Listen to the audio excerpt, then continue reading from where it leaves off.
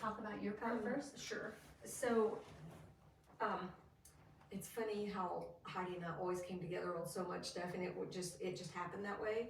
I was working one side of the case, she was working another, but our cases always intertwined with each other. Mm-hmm. So in this particular case, I would be working the side where it was like an attempted murder or something like that, something violent. I would be working the crime side of it, and she would be working the side that was more like the victim and trafficking, and it would be like the victim side, but those would intersect because whatever the victim was of the case I was working would be being held by the same person.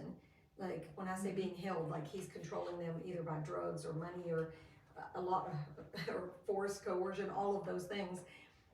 So I was working a like an attempted murder domestic situation. I go to the house to do a search warrant, and they're making meth in the house. The person had overdosed and was deceased in the house.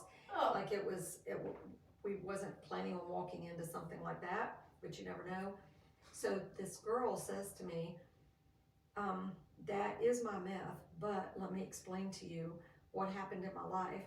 And so, a lot of times they'll just tell you whatever because they don't want to get in trouble, and they'll try to pull on your heartstrings. But she's telling me all these things, and I'm thinking, if that really happened to her, this is horrible. So I arrest her, transport her back to headquarters, and I look in the system just to see if she's there, to see if what she's telling me is true. Mm-hmm. The whole story that she told me is true. And so I said, well, who is doing this to you now? Like, who's making you do all of these things now? Have sex for drugs and money, and they'll kill you if you stop, because this is what she's telling me.